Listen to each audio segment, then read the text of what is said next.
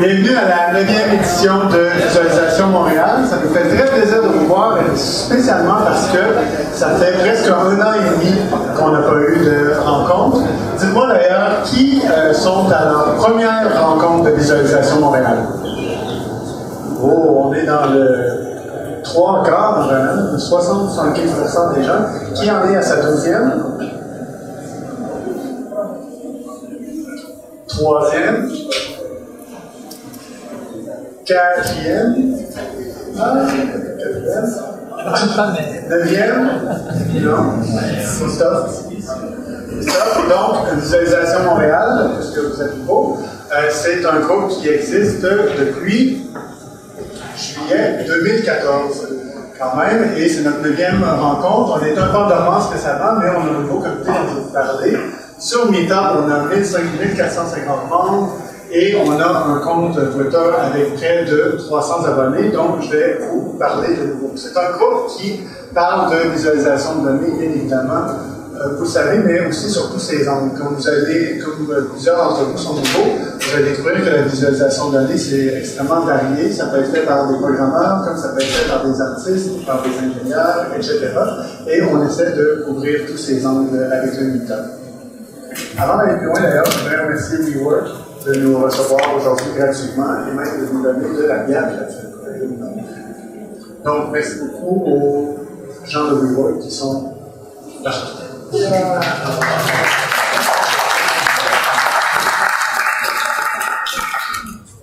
Ça, c'est un exemple des gens qui sont venus parler dans le passé. Donc, on identifie tout de suite Radio-Canada, nos grands médias ici, la presse, Radio-Canada, on a des organisations américaines aussi, comme la New York Times, qui sont venues nous parler. Et, chose qui est importante pour moi ici, c'est notre compte, c'est là où Visualisation Montréal vit pendant l'année, quand vous ne nous voyez pas pendant 1 an et demi. Vous pouvez quand même nous suivre. On est très actifs sur Twitter et on présente des choses comme des données pertinentes pour faire de la présentation. On parle de graphiques qui traitent de Montréal en particulier. Des rencontres qui ne sont pas nécessairement les nôtres, mais qui peuvent être pertinentes pour les gens qui s'intéressent à la visualisation à Montréal. On a même des offres d'emploi qui sont circulées. Donc, je vous invite non seulement à suivre ça, mais à utiliser aussi. Si jamais vous faites des visualisations qui sont pertinentes pour Montréal, vous voulez faire circuler, utilisez notre hashtag. Et ce soir, d'ailleurs, n'hésitez pas. Si vous tweetez la rencontre, vous avez des idées pour la faire, utilisez notre mot-clé ici. On a un nouveau comité organisateur que j'inviterai à venir me voir ici, qui sont Jessica, ici, voilà, Christophe qui s'en vient justement pour nous dire, on va vous faire une belle ligne ici. Christophe, viens faire la ligne. Donc, on a Christophe, Santiago et Jessica, moi c'est Francis. Donc, on a reformé, ça fait quoi, 1 mois et demi, 2 mois, à peu près qu'on a commencé à se rencontrer. Et on a des plans pour cette année de vous faire au moins 6 rencontres pendant les 12 prochains mois. Et aussi, on va ajouter les vidéos que vous voyez qu'on a ici pour vos amis qui n'auraient pas pu venir et vous nous dites que c'était vraiment passionnant ce que Francis nous a raconté en introduction. Il faut que tu vois ça. Bon, vous allez avoir un lien sur YouTube pour aller faire ça. Et on va aussi commencer à bloguer un peu sur le contenu de nos rencontres. Je cherche un commanditaire parce que, bien que la bière soit gratuite, la pizza ne l'est pas toujours. Et donc, s'il y en a parmi vous qui pensent que l'organisation aimerait avoir de la visibilité dans une communauté montréalaise intéressée par la visualisation de données, entrez en contact avec nous, que ce soit à travers Twitter ou le groupe de Meetup. Ça, c'est pour à la toute fin. On vous prépare tout de suite. Ceux qui ont des annonces, qui veulent parler à la communauté, vous allez pouvoir vous donner une chance avant la fin de la rencontre de lever votre main et d'annoncer, de faire vos annonces.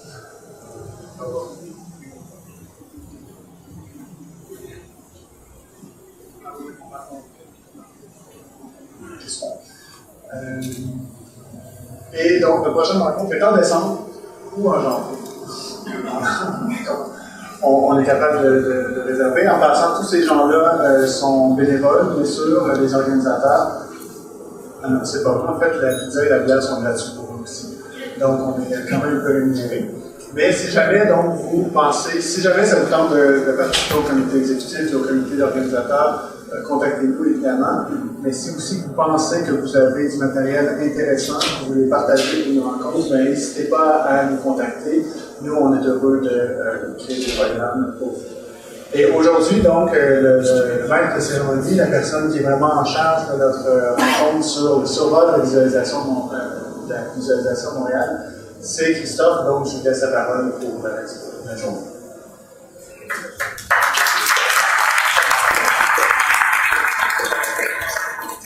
Est-ce que si je parle comme ça va ou je devrais quand même parler comme ça? Comme ça. Comme ça? Bon. OK. Les méthodes. En général, on les commence avec qu'est-ce que c'est la visualisation, mais juste en deux mots, juste pour se situer. Parce qu'aujourd'hui, c'est surtout un survol de l'écosystème de la visualisation. Qu'est-ce qu'on veut dire par là? C'est que, bon, moi je travaille beaucoup dans l'industrie, tous les quatre, on a pas mal de positions qui sont différentes. Par exemple, en journalisme de données, moi je suis un développeur en visualisation. Je travaille toujours avec des compagnies dans la Silicon Valley. Ça me permet d'avoir comme une sorte un aperçu de ce qui se passe, autant du point de vue des entreprises, des conférences. Donc, c'est ce que je veux bien partager avec vous aujourd'hui. Qu'est-ce qui se fait maintenant, qu'est-ce qui est sorti dans les dernières semaines, dans les derniers mois, qu'est-ce que c'est les grandes tendances de l'industrie. La visualisation de données, c'est n'importe quoi qui permet de passer des données au graphique. En général, on voit ça comme la façon de mapper des éléments des données sur des éléments graphiques. Donc, c'est pas compliqué. Des exemples, c'est comme tous les bar charts qu'on peut faire dans nos logiciels préférés comme Excel, Tableau. Moi, j'ai l'habitude de les faire moi-même, puis souvent, quand on les fait nous-mêmes, c'est parce qu'on veut des visualisations qui sont plus sophistiquées. Il y a des visualisations qui sont plus pour communiquer des choses, des visualisations qui sont plus pour l'exploration. Mais ce qui est important, c'est que c'est toujours visuel. Ça utilise la bande passante visuelle qu'on a, la capacité que l'être humain a à détecter des motifs dans un élément visuel. Et donc, plutôt que de regarder avec des chiffres, plutôt que de réfléchir vraiment avec notre cerveau, on sert des réflexes qu'on a déjà du point de vue visuel. Donc, ça serait mon petit résumé de qu'est-ce que c'est la visualisation de données pour aujourd'hui. Aujourd'hui, on essaie quelque chose de spécial, donc on va se planter. On appelle ça le démo effect dans la Silicon Valley. On essaie d'avoir un conférencier qui est à San Francisco. D'abord, on va voir s'il est là. Mais, donc, je vais vous le présenter. Je vais vous le présenter en anglais, un instant. On va installer le son ici.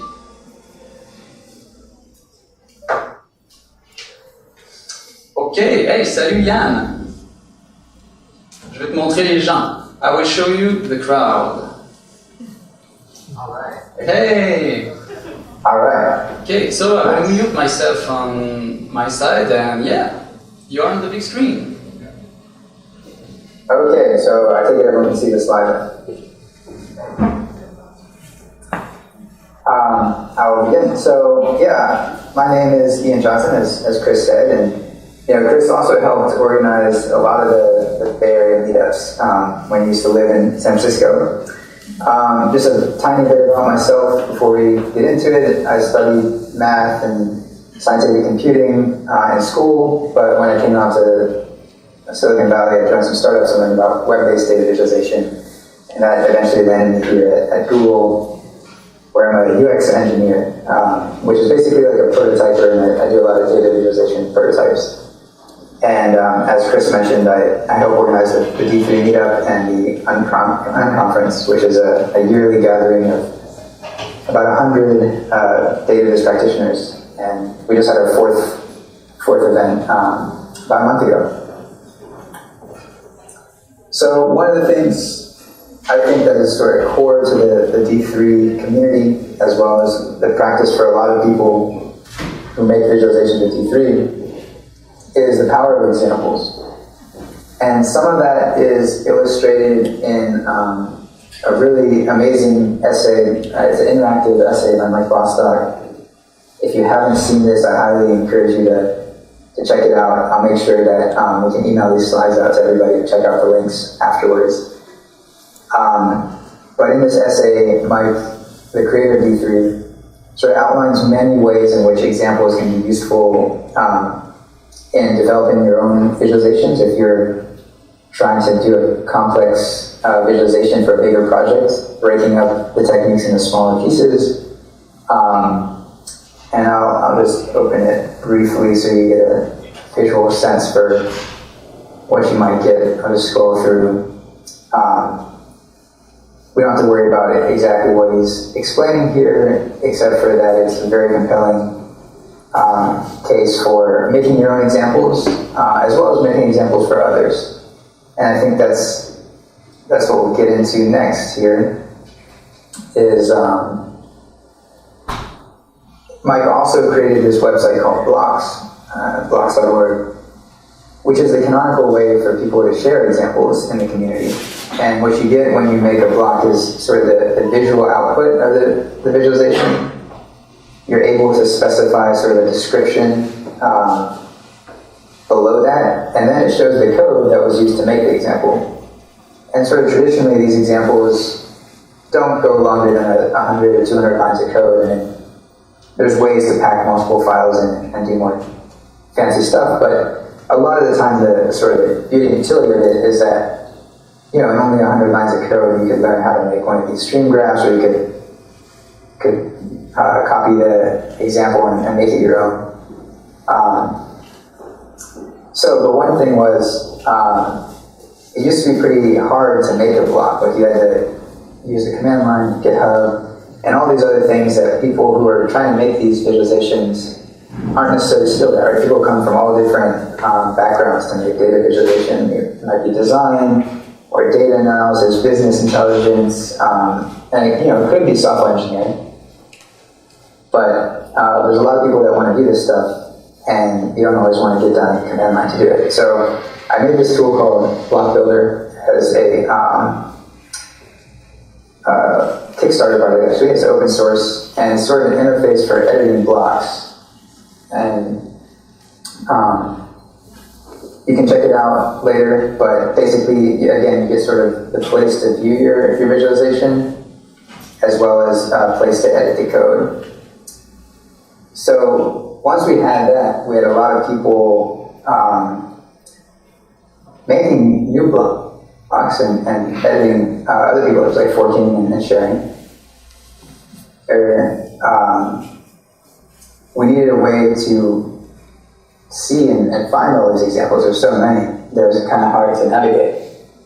So we built this Block Builder search tool, which indexes, it's now I think got over 27,000 examples from thousands of different people across the internet.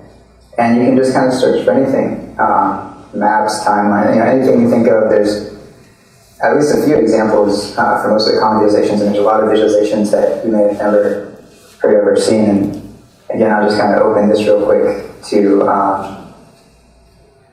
show you what it looks like. So you get here and you see, this is just all the latest examples people are playing with, making. And you can also limit it to only ones with thumbnail images. Not everyone takes the time to add a thumbnail if they're experimenting.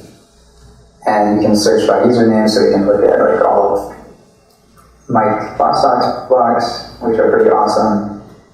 But then you might want to see all the force layouts stuff that he's made, anything that mentions force. Yeah, so I encourage you to check that out. There's also, if you use a little bit of D3, and there's a couple of versions. The latest version is not necessarily compatible with the version 3.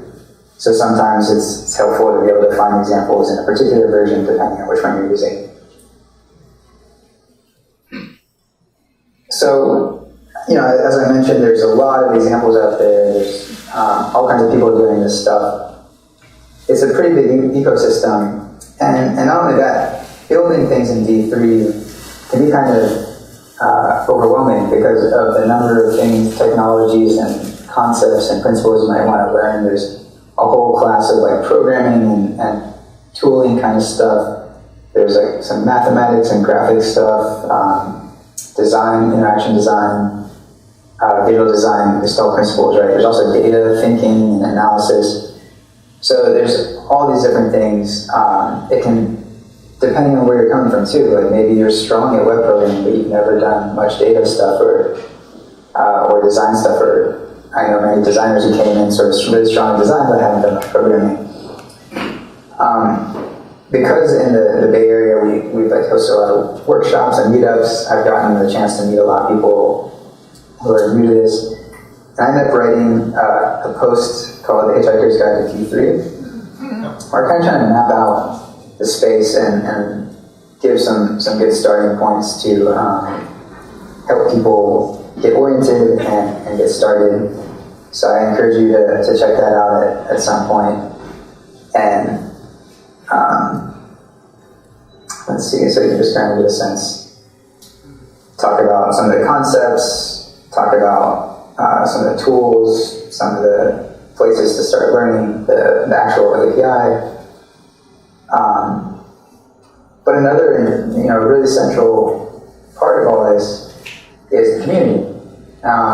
Because, and you may not be able to read this perfectly, it's actually at the end of that blog post, but to give a really short summary, we notice that there's, a learning curve can look really steep when you're starting out, especially if you don't know how to climb.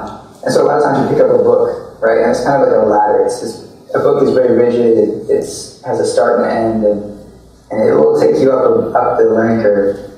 But a lot of times there's other like new things you want to learn, and there's different learning curves. So people write tutorials, which are kind of like a rope someone has like let down for you to climb up. It's a little harder to climb, you have to use more muscles to climb up, but you can still get there. And then finally, I think something pretty unique to the D3 community is the number of examples, which sort of serve as little stepping stones. So it's even harder to use examples to learn tutorials, but there's a lot of them, and they can take you to like interesting new territories.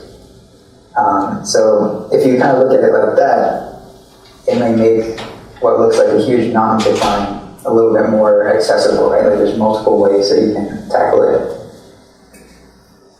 Another thing to keep in mind is, especially when dealing with so many technical skills to pick up and potential technologies and always changing all the time, is look at how other people who are really good at this stuff learned. And so I interviewed these 4 designers and data visualizers.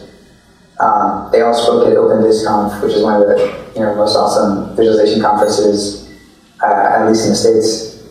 And one common thing that stood out is that they all sort of set goals for themselves, and they chose projects, and then they learned how to do what they wanted to do, rather than start with like what technology should I learn.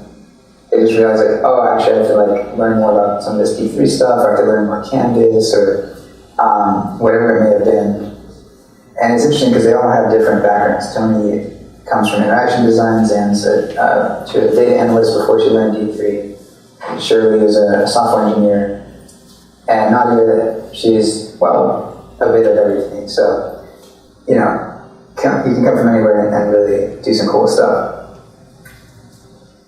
Another thing that I think is really interesting and that you can look out for and can be really helpful when you're trying to learn how to do this stuff is the Data Sketches website from Nadia and Shirley, where they actually document their process for building a visualization. And in extreme detail, everything from collecting the data, sketching on pencil and paper, and trying out ideas in code. It really shows you that none of these like beautiful, amazing visualizations started out that way. Like they all started out as really rough concepts of, some pretty hard work, right? Like looking through and matching up data sets, and not very glamorous, but important nonetheless. So I really recommend checking out their website because it's already got 20 amazing visualizations on it, but as well as these like powerful stories. I also just want to mention that good data can be hard to find. If you're lucky enough to work at a company where they serve it up to you, that's awesome. But I like to point people to this Data is Plural newsletter. Every week they send out I think that's Jeremy Singer. He's an editor at BuzzFeed, I want to say, and he curates like 3 data sets or so that are really programmatically accessible. They have a nice description, and you can see an archive of all the past ones. So it's like a nice. So if you're looking for a project and you need some good data to use, that's great. I also want to shout out a project I worked on at Google, which is this quick draw data set, where we have 50 million doodles that people drew as part of this quick draw game. So if you ever want a whole lot of drawings to play with, there's tens to hundreds of thousands of drawings of cats or any one of these words like bat or ball or bird. So that's pretty fun. Finally, there's a lot of online places that you can be part of this community and learn and connect and share. And I think that's one of the great things about the D3 community too, just how positive and welcoming people are. The Slack channel that has over 2,500 people, it's a great place to get help and have science conversations or technical conversations. And share work and also even coordinate with folks that you may have met tonight. You could have a Montreal channel and stay in touch. The D3 mailing list is a great place. Like a lot of the help requests have moved a little more towards like Stack Overflow or the Slack channel, but you can have some deeper conversations here, and a lot of people pay attention to this mailing list, so it's a great resource. And finally, on Twitter is a great place to follow people. For some reason, a lot of people making cool data visualizations like to tweet about it in particular. So I personally use it to stay in touch and kind of see what stuff is coming out, and I'd encourage you to as well. So that's actually my presentation. Thank you.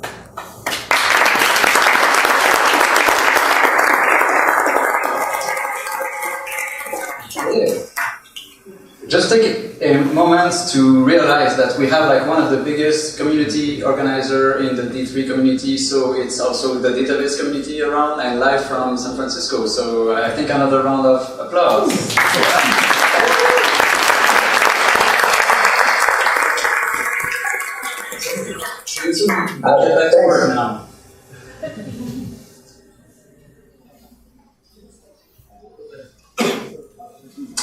Ben voilà, c'était une grande première, juste d'essayer la vidéoconférence en direct avec San Francisco. Est-ce que ça a bien fonctionné? Oui. Si ça fonctionne aussi bien, on va en avoir d'autres plus tard. J'ai déjà justement, Yann parlait de Maïka, qui est un autre des organisateurs de la communauté. Il travaille avec moi, donc on peut l'avoir n'importe quand. Il pourrait venir parler de réalité virtuelle, par exemple, la prochaine fois. Bon, et voilà, on continue. Il va y avoir 2 présentations. Moi, et puis quelqu'un d'autre. Donc moi, je vais encore vous parler de l'écosystème, d'une façon peut-être un peu différente de ce que Yann a fait. Puis après ça, on va entendre parler du côté académique. OK, moi, ma façon de faire, c'est de donner beaucoup de liens, de montrer ce qui se passe sur le web, parce que je pense que c'est assez utile quand on va avoir un survol, d'avoir le plus d'informations possible. Je vais après ça toutes les compiler dans un article de blog, où est-ce que je vais faire une sorte de résumé de ce que j'ai dit, mais ça va surtout être une place pour aller chercher des liens. Comme ça, vous n'avez pas comme à prendre des liens en photo puis les retrouver plus tard. Ça va tout être là. J'ai plusieurs grands sujets. Je vais y aller un peu en désordre, parce que je crois que l'écosystème, c'est comme ça. Ce que j'aime quand on parle d'écosystème, c'est que ça s'organise. Ça s'organise tout seul. Le but de ce meetup-ci est de montrer que c'est plus organisé qu'on le pense. Moi, quand j'ai commencé à faire de la visualisation de données, je ne savais même pas que c'était quelque chose qui existait comme métier, comme domaine d'études. Bon, voilà, on commence. Premièrement, ça se passe beaucoup autour des meet-ups. L'écosystème, c'est toujours des systèmes de partage, des systèmes de communication. Donc, bien sûr, je vous invite à venir à Viz Montréal, qui est vraiment un excellent meet-up. il y a plein d'autres meet-ups, les Database Jam Sessions qui sont organisés par ici notre bon ami. Mais ensuite, je veux vous parler des autres niveaux de conférences. Les meet-ups sont faits pour être un peu plus interactifs, pour faire du réseautage, pour faire des conférences qui durent moins longtemps. Mais il y a toutes sortes de conférences. Je vous dirais que ça se sépare à peu près en deux. Il y a les conférences qui sont très académiques. Les plus connues, justement, sont listées dans des wikis du genre. Le plus gros, c'est Viz. Puis Viz se sépare en trois. Donc, trois grosses conférences. Ces conférences-là, en général, vous y allez parce que vous êtes étudiant dans des universités. Mais il y a toujours aussi les proceedings, donc le catalogue de la conférence, et les vidéos sont disponibles en ligne. Le pendant européen de Viz, c'est Euroviz. Il y en a un autre qui s'appelle Kai, qui est plus autour de l'interaction humain-machine. Mais souvent, c'est vraiment il y a des liens très forts, en tout cas au niveau académique, dans la recherche, dans l'interaction humain-machine et la visualisation de données, parce que les deux mettent vraiment l'accent sur l'humain en interaction avec du visuel. Bon, après ça, il y en a plein d'autres, mais je veux surtout porter votre attention à ceux qui sont peut-être un petit peu moins connus, un petit peu plus difficiles à trouver. Par exemple, ça m'étonnerait que vous tombiez par hasard sur Model of Peers, mais qui est pourtant la plus grosse conférence en infographique. Mais donc, c'est ça, quand on ne se tient pas dans des places un peu étranges, on entend rarement ce mot-là prononcé. Un peu plus proche de nous, à I.O., c'est une conférence qui est plutôt autour du design, beaucoup du creative computing, donc de la computation créative. Donc, c'est surtout ceux qui font de l'art génératif, puis souvent, c'est de l'art génératif à partir de données. Donc, il y a beaucoup là, de passages entre les deux. Donc, il y a l'académique, puis il y a le côté plus design. D'autres qui sont plus du côté design, bien sûr, la on-conference, parce que c'est pas une conférence, parce qu'on partage plus qu'on fait des présentations, qui sont plus axés sur des outils comme D3, qui est une librairie JavaScript. D'autres conférences qui sont plus du côté du design. OpenVizConf en a une qui est très importante, mais dont le futur est un peu incertain parce que la compagnie qui le sponsorisait ont fermé leur branche de visualisation de données. Mais ça vaut toujours la peine pour revenir voir les vidéos des conférences passées et surveiller s'il va y avoir un prochain chapitre. Donc ça, c'est une des plus grosses conférences en visualisation pour le moment, qui se tient en général à Boston. OK, peut-être un petit survol de l'écosystème du côté de, bon, où est-ce qu'on peut travailler quand on est vraiment du côté du design, de l'implémentation, vraiment de la visualisation. Donc, je vous dirais qu'un endroit qui est intéressant pour ceux qui veulent vraiment apprendre le plus vite possible, c'est dans ce qu'on appelle des studios. C'est vraiment des studios de design. Ici, à Montréal, on a la chance d'avoir un des plus intéressants, à mon sens, studios de design, qui est un des seuls à Montréal aussi. Ces gens-là sont des experts, même, je ne sais pas si Sébastien est dans la salle ou Audrey, mais ça se pourrait qu'ils viennent vous parler, parce que bientôt, ils vont avoir besoin d'engager des gens. Tu vas les partager avec nous? Moi, je partage toujours tout. Oui. Excellent, j'ai vu plein de choses vraiment intéressantes là-dedans, fait que je compte sur toi. Un article de blog, tout va être listé là, avec les catégories que je vous ai proposées. Merci beaucoup, vraiment, j'ai beaucoup appris. Merci beaucoup donc de me recevoir. Moi, j'ai l'impression d'être un peu un outsider parmi vous, parmi la communauté des visualisateurs de données. Je m'appelle Jean-Hugues Roy. Je dirige le programme de baccalauréat en journalisme à l'UQAM.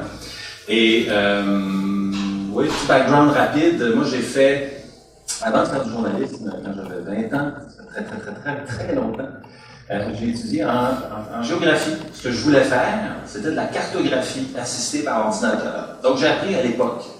Il y en a qui ont des cheveux gris ici. Le Fortran, ça vous dit quelque chose? J'ai commencé à apprendre ça. Je n'étais pas très fluent en Fortran. Mais j'ai appris avec ça. Mais très rapidement, j'ai basculé. J'ai découvert le journalisme. Et, parce que je m'intéressais aux cartes. Parce que pour moi, il y avait des histoires dans les cartes. J'ai découvert une autre façon de raconter des histoires, c'est le journalisme. Alors, j'ai bifurqué très tôt, mais j'ai toujours gardé je me suis toujours rappelé de mes origines, si on veut, donc la cartographie, mais l'informatique aussi a toujours traversé ma pratique comme journaliste. Et donc, depuis 6 ans, j'enseigne à l'UQAM et j'ai amené, donc, quand je suis arrivé, le journalisme de données n'était pas enseigné du tout. Alors, j'ai implanté des cours depuis 6 ans. C'est ce dont je vais vous parler rapidement. Aujourd'hui, Christophe m'a demandé donc de raconter ça. Comment on enseigne ça, le journalisme de données? Et ça inclut un peu de visualisation, effectivement. Puis, il m'a demandé aussi, Christophe, de regarder ce qui se passe dans les médias québécois en termes de visualisation de données. Alors, oui, on parle de journalisme de données. On ne voit pas la même chose. Ah, le voilà, vous avez un petit délai. Alors, journalisme de données, ou en anglais data journalism, j'ai toujours eu un problème avec cette appellation. Oui, les données, c'est important, mais pour moi, les données, ce qui est plus important, ce qui me semble qui est capital dans cette pratique-là, c'est plus l'application de l'informatique au journalisme. Donc, j'ai toujours préféré l'appellation de computational journalism. Okay? Et c'est plutôt ça que j'essaie d'enseigner à mes étudiants. Mais qu'est-ce que c'est? Qu'est-ce qu'on entend par journalisme de données au juste? J'aime bien cette définition-là qui nous vient d'un chercheur de New York, Nick Diakopoulos. Donc, le journalisme de données, c'est tout simplement l'application de l'informatique, computing, aux activités du journalisme. Et ça inclut donc toutes les étapes du pipeline, comme le disait Christophe, du pipeline journalistique. La cueillette d'informations, l'information gathering, l'organisation, comment on extrait du sens à partir des données, des documents, des gens qu'on rencontre. La communication et la présentation aussi de l'information, donc la visualisation, ça en fait partie. Et l'interaction aussi avec le public, tout en conservant, en n'oubliant jamais les valeurs fondamentales donc, du métier. Alors moi, j'ai fait en 2015 une enquête justement sur le journalisme informatique / de données au Québec.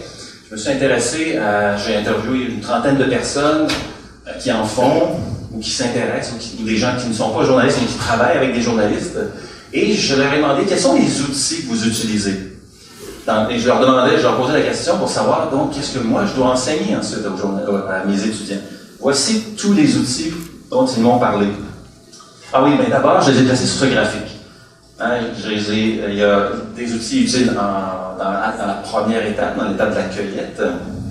Des outils qui sont utiles dans l'étape intermédiaire, la deuxième étape, le traitement de l'information. Et des outils qui sont utiles dans la présentation, donc la visualisation des données. Et je les ai placés sur une échelle en fonction de leur complexité. Alors, voici tous les outils dont ils m'ont parlé. Alors voilà, c'est quoi tout ça? Est-ce que j'apprends tout ça à mes étudiants, d'après vous? Ça en fait pas mal. Alors, côté visualisation, Détroit ici, ça a été mentionné souvent. Mais voici ce que j'enseigne. Alors, on enseigne quoi, effectivement, là-dedans? Voici ce que je montre à mes étudiants. Vous allez voir, un gros changement. Allez. Dans 5, 4, 3, 2, 1. Moi, je le vois ici. Il y a un petit lag, là. Voilà. OK. Alors, vous voyez, on en perd beaucoup. On montre effectivement les langages du web, mais juste le JavaScript, c'est ça, il faut faire des choix. On n'a pas le temps. Le Python, oui, ça, oui. SQL un peu, Carto, des outils de GitHub, oui, on montre ça. Quelques outils de visualisation simples. Donc, c'est ça, il faut faire des choix et ce sont les choix que j'ai faits. Évidemment, les tableurs aussi, l'analyse de données avec des logiciels, des spreadsheets, Excel et les autres, ça c'est la base. Alors voici ce que j'enseigne à mes étudiants. C'est ça, il faut faire des choix. À l'UQAM, donc, j'ai dans les 6 dernières années, créé 2 cours. Il y en a un qui s'appelle l'atelier de journalisme sur Internet. C'est un cours obligatoire où on enseigne donc les langages du web. et l'analyse de données de base avec les tableurs, les fonctions avancées, les pivot tables et ainsi de suite. Il y a un cours optionnel aussi. On l'a appelé, on n'a pas choisi de l'appeler journalisme de données. On n'était pas certain que cette appellation allait survivre. On a plutôt appelé ça technologie de l'information appliquée au journalisme. Et c'est là-dedans qu'on apprend carrément à programmer aujourd'hui à des étudiants en journalisme. D'après moi, la programmation, c'est vraiment les fondements, les principes fondamentaux de la programmation en Python. C'est utile, oui, en journalisme, mais dans tout, d'après moi, c'est utile dans tous les domaines, carrément. En histoire, sciences politiques, en art. Christophe, je pense, interagit beaucoup avec des artistes qui apprennent aussi à programmer. Bref, c'est utile dans tous les domaines. J'avais, dans les premières itérations de ce cours, commencé à apprendre MySQL, mais j'ai des étudiants avec des Mac, des machines Windows avec Windows 7, Windows 8, Windows 10. Ceux qui connaissent MySQL voient les problèmes que ça peut occasionner. Je commence à avoir des étudiants avec des Chromebooks maintenant. Alors, j'ai des étudiants qui ont juste des iPads. Alors, j'ai décidé de faire ça avec MySQL. On oublie ça. Carrément, je reste dans Python et maintenant le traitement des données, on le fait avec Pandas. Qui est, à ma grande surprise, les étudiants qui partent de zéro, ils n'ont jamais fait de programmation de leur vie. Pandas, ils comprennent, ils catchent ça assez vite et je pense qu'ils en apprécient toute la puissance. Et en termes de visualisation, on reste juste dans des outils simples parce que c'est ça. Moi, je pars de tellement loin avec mes étudiants que j'aimerais ça leur apprendre le D3. Mais on n'a tout simplement pas le temps. Il y a des étudiants, par contre, on leur en parle, on leur montre ce que ça peut faire, et il y en a certains. J'ai des étudiants qui ont pris des cours du soir pour apprendre le D3.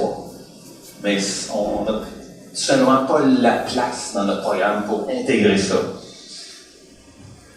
Alors, l'idée, c'est de montrer ça à nos étudiants qu'il y a une sainte trinité. C'est ça que j'ai appris aussi en interrogeant tous les gens puis dans le milieu, c'est qu'une seule personne ne peut pas tout faire. Puis l'idée m'est revenue en parlant avec Santiago avant la présentation. J'ai ajouté cette slide-là parce que oui, il y a une espèce de sainte trinité, si on veut. Il y a 3 métiers fondamentaux, 3 compétences fondamentales dans le journalisme de données, dans l'information visuelle. Et ça prend, oui, un journaliste à la base, spécialiste ou la spécialiste de l'information, mais ça prend aussi des designers. Et l'autre pointe du triangle, c'est les développeurs, les programmeurs. C'est un travail d'équipe. Le journalisme informatique, le journalisme de données. Une seule personne ne peut pas tout faire et nous, on ne peut pas tout apprendre, malheureusement, non plus, dans un programme de journalisme. Christophe donc me demandait de faire un petit panorama, c'est la deuxième partie de ma présentation, ça va aller très vite. Qu'est-ce qui se fait donc en journalisme de données au Québec aujourd'hui? J'ai parti de cette étude-là. Constance Tabary, Anne-Marie Provost, Alexandre Trottier ont publié cet article-là en 2015 plutôt. Ils ont étudié ce qui s'était fait en production de journalisme de données entre 2011 et 2013. Ils ont étudié donc les productions de 6 médias et ils ont donc répertorié 178 durant cette période-là, 178 productions de journalisme de données dans ces différents médias-là. Et on voit de 2011 à 2013 une tendance à la hausse. Ça semble quelque chose donc qui est en croissance, le journalisme de données. Enfin, de 2011 à 2013. Qu'est-ce qu'il y avait, en quoi elle consistait, ces présentations-là? On le voit ici, plus de la moitié, c'est les cartes. On aime beaucoup les cartes en journalisme. Et l'autre, il y a un quart environ, c'est des graphiques et des infographies. On ne sait pas dans quelle mesure elles sont interactives, mais bon, ça vous donne une idée de ce qu'on faisait donc en journalisme de données durant cette période-là. Et là, on voit la sainte trinité dont je parlais tantôt. Dans tous les médias étudiés, les gens qui étaient responsables des productions, ils avaient quel background? Alors, il y en a qui étaient... On voit que le journalisme est très pesant là-dedans, mais il y a des graphistes aussi, des programmeurs, des statisticiens qui sont impliqués. Donc, on voit Oui, c'est pas dans tous les médias qu'il y a un travail d'équipe. On voit l'actualité, le devoir, c'est 100% journalistique. Aucun graphiste, aucun programmeur, à l'époque. Alors, et il y a une chose, oui, un des médias, si on veut, qui était étudié, c'est un truc qui s'appelle 37e Avenue. 37e Avenue, c'était une agence, c'est un journaliste indépendant qui s'appelle Steve Pro qui a lancé ça, je pense en 2010 ou 2011. C'est une agence de journalisme de données, carrément, il a démarré ça. Mais il s'est rendu compte qu'à l'usage, il n'avait pas réussi à faire d'argent avec le journalisme de données. Il n'a pas réussi à bien gagner sa vie avec le journalisme de données. Donc, vous voyez, il y a un joueur là, dans le domaine du journalisme de données qui vient de disparaître, qui n'est plus là. Ce qu'il fait Steve Pro aujourd'hui, c'est ce qu'on appelle du marketing de contenu. C'est une espèce d'hybride entre la publicité, entre le marketing et le journalisme. Alors, vous voyez, donc, depuis 2013, j'ai l'impression qu'on en fait, malheureusement, on en fait moins de journalisme de données. Hein? Depuis ce temps-là, donc, qu'est-ce qui se passe? Et bien, c'est ça, on a perdu un joueur, 37e Avenue. Donc, je pense qu'on en perd d'autres. La Gazette était un des pionniers, un des médias pionniers en termes de journalisme de données au Québec. Alors aujourd'hui, qu'est-ce qu'ils font en journalisme de données? Pas grand-chose. Je vais dire presque plus rien.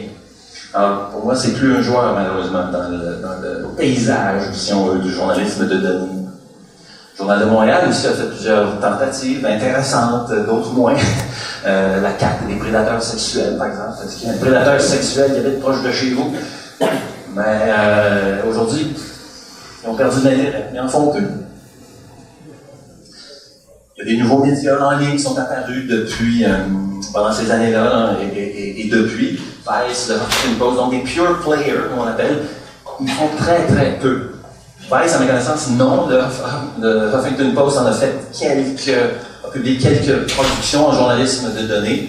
Mais on peut pas dire que ce sont des joueurs sérieux, si on veut, dans ce domaine-là. Le devoir continue à en faire.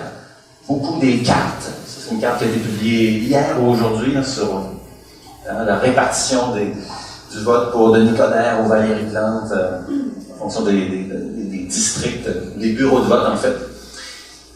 Alors, c'est surtout l'œuvre d'une personne, le directeur de l'information numérique qui s'appelle Florent Daudens, un ancien de Radio-Canada. Et parfois, il va chercher des ressources à l'extérieur. Et donc, c'est surtout lui, l'expert en journalisme de données, au devoir. Il y a l'actualité aussi qui en fait régulièrement du journalisme de données. Ils ont gagné des prix pour un article. En fait, c'est du journalisme, c'est dans le journalisme informatique. C'est un article sur la robotisation. L'auteur a écrit un article qui changeait en fonction il nous posait des questions, puis en fonction des réponses qu'on lui donnait, le texte de l'article changeait. Le texte donc de l'article s'adaptait à son lecteur. Alors c'est vraiment un article super original, d'un genre jamais vu au Québec. Et son auteur, c'est un type qui s'appelle Naël Chiab. Encore une fois, il est tout seul. Il est tout seul pas mal de sa gang à l'actualité. Et il a gagné des prix donc, pour ce reportage-là. À la presse aussi en fait du journalisme informatique. Et là, ça lag. Ça allait mieux avec San Francisco tantôt, on dirait. Ça allait plus rapidement.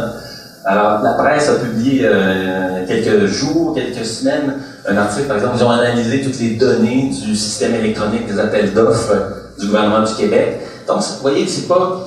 Ça a l'air d'un article classique, ordinaire, avec du texte, des photos, c'est tout. Mais derrière, en background, si on veut, il y a tout un travail d'extraction de données et d'analyse qui a impliqué un travail de data crunching intense qui a été fait encore une fois par une personne, l'expert de la boîte, un gars qui s'appelle Thomas Delorimier. Je n'ai pas trouvé de photo de lui. Un gars très très discret. Il travaille vraiment en back-end, lui. Alors, il y a la presse canadienne aussi, qui est un nouveau joueur, si on veut, dans le domaine qui commence à expérimenter là-dedans. Ils ont publié, par exemple, cet été, une analyse des votes des élus à l'Assemblée nationale en faisant une extraction de données des votes durant le gouvernement Couillard. Et encore une fois, c'est l'affaire, c'est pas mal un one-man operation. C'est un type qui s'appelle Mick Côté qui est embauché récemment. Et c'est pour ça donc que la presse canadienne se met à faire du journalisme informatique ou de données. Évidemment, il y a aussi Radio-Canada. Radio-Canada en développe beaucoup. Dans 5, 4, 3, 2, 1. Alors bon, alors Radio-Canada, effectivement, la slide va apparaître bientôt, l'image va apparaître bientôt, c'est tiré des inondations du printemps. Alors, ce qu'on voit ici, donc voilà, c'est les pluies au mois de janvier en 2011, ça c'est la moyenne historique. Donc dans cette infographie-là, on voit l'évolution, si on veut, du volume de pluie pour chacun des 4 premiers mois des années 2011 à 2017. Puis on va voir en 2017, wow! Il y a eu de la pluie au mois d'avril comme jamais depuis dans les dernières années. Alors j'aurais pu aller chercher plein d'autres exemples. Là, Radio-Canada c'est vraiment pas l'affaire d'une seule personne.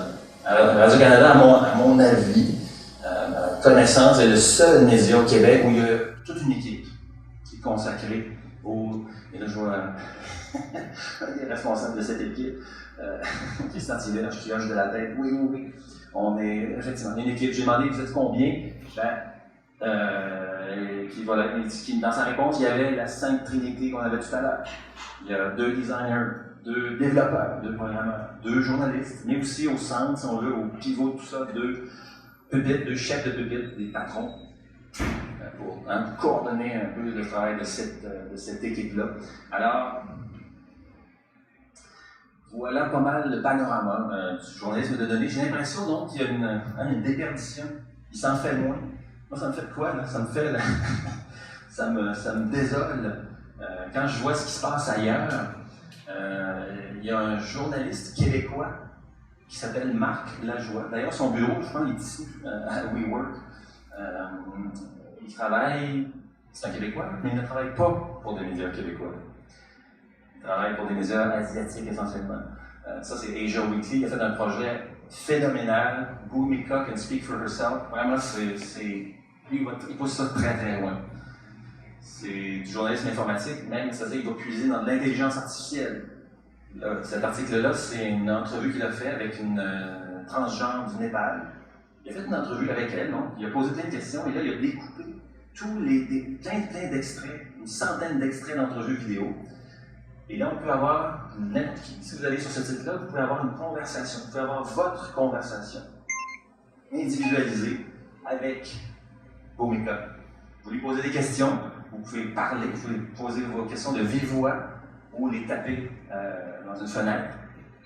Bhumika c'est Watson, en fait, c'est l'intelligence artificielle, le système d'intelligence artificielle qu'il a utilisé va processer votre question et Bhumika va répondre à votre question avec l'extrait vidéo le plus pertinent. Ou les extraits vidéo les plus pertinents. Donc, ça peut aller très loin le journalisme. Malheureusement, au Québec, on n'a pas d'exemple. Je n'ai pas d'exemple comme celui-là à vous montrer de journalisme fait au Québec. Et je vous dirais bien honnêtement, les étudiants qui ont obtenu leur diplôme dans les dernières années, ils sont forts. Il y en a qui, ils savent programmer, ils savent traiter des données.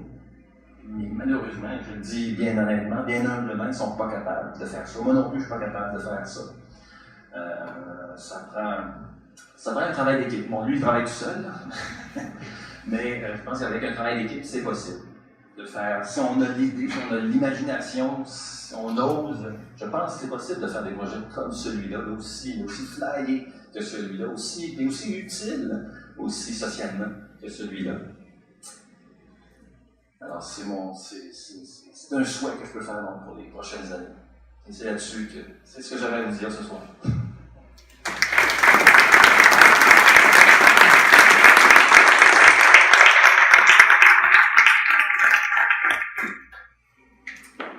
Ben voilà.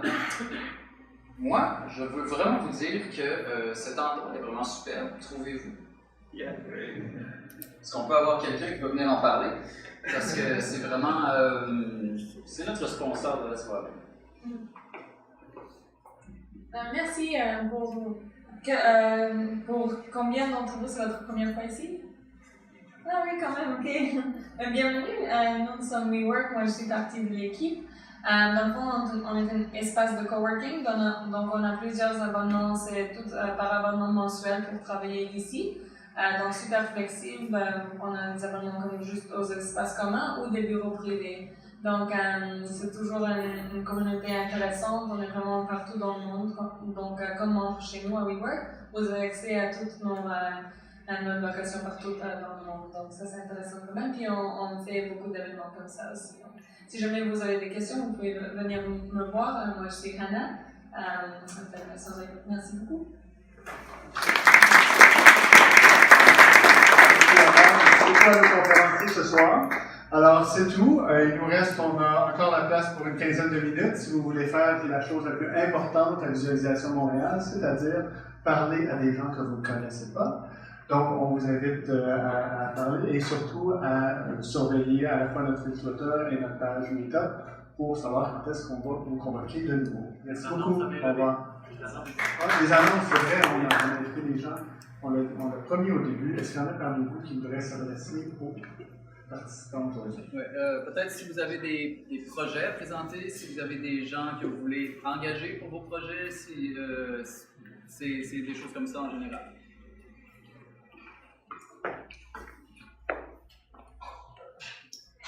Merci. Allô, bonjour. Moi, je suis Gabriel, je travaille à Vivo et puis on recrute à la fois en back-end et en front-end. Donc, si vous êtes plutôt data engineer, on fait du Scala, du Spark, du Kafka, pas mal de tout ça. Et puis en front-end, et si vous êtes plutôt ingénieur et défui, vous allez me parler, j'ai des cartes de visite et puis vous pouvez poser toutes sortes de questions sur Nubo. On est une cinquantaine de personnes, c'est une startup qui a à peu près 5 ans au nord des Lecs et puis c'est vraiment le fun et puis on a besoin de monde. Merci beaucoup. La glace est cassée, je fais quelqu'un d'autre qui peut faire une annonce. Mon père? Non? Alors c'est terminé et on se voit à la prochaine rencontre. Merci beaucoup.